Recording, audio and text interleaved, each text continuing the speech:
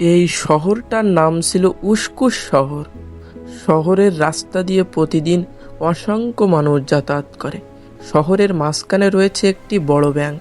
সেখানে মানুষ তাদের টাকা জমা রাখে এবং প্রয়োজন অনুযায়ী সেই টাকা তুলে নেয়। একদিন সকালে সবকিছু স্বাভাবিক চলছিল। ব্যাংকের কর্মচারীরা তাদের কাজ করছিল, আর গ্রাহকরা তাদের প্রয়োজনীয় কাজ নিয়ে ব্যস্ত ছিলেন। ঠিক সেই সময়ে কয়েকজন বিপজ্জনক ডাকাত ব্যাংকে ঢুকে পড়ে ব্যাংকের টাকা পয়সা সব লুট করে নিয়ে গাড়িতে উঠিয়ে পালিয়ে গেল। বাহিরে থাকা অন্য দুই ডাকাত তারাও পরিকল্পনা করছিল তারা আজকে আবার আর দুটো ব্যাংক ডাকাতি করবে। সেজন্য তারা আরেকটি ব্যাংকে ঢুকে পড়ল। সেই ব্যাংকে ঢোকা মাত্রই সেখানে পুলিশ হাজির হলো, কিন্তু কিছু করতে পারল না।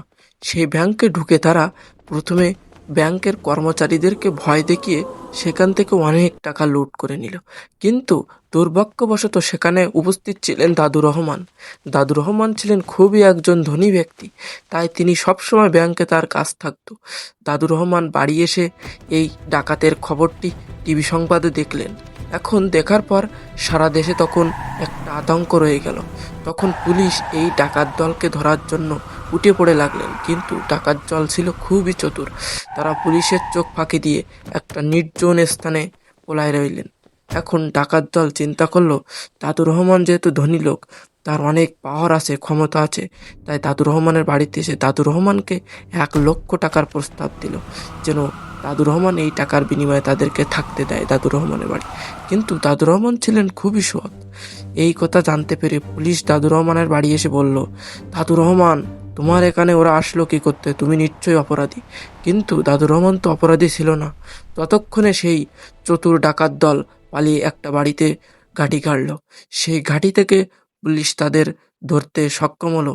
এখন সেই বিপজ্জনক ডাকাতদেরকে পুলিশ ধরে নিয়ে চলে গেল। এখন সকল দেশের নিউজ চ্যানেলে প্রকাশ হলো যে সেই ডাকাত ধরা পড়েছে। এখন সবাই আনন্দে উচ্ছ্বাসে মেতে গেল। দাদু রহমান ছিলেন খুবই ধনী ব্যক্তি। সে তখন প্লেন থেকে বাংলাদেশ থেকে গিয়েছিলেন আমেরিকায়। এখন আমেরিকা থেকে বাড়ি এসে সে দেখে, নিউজ চ্যানেলে দেখে যে সেই ধূর্ত ডাকাত দল ধরা পড়েছে। এখন দাদু রহমান তাদের ধরাতে সাহায্য করেছিল পুলিশদেরকে।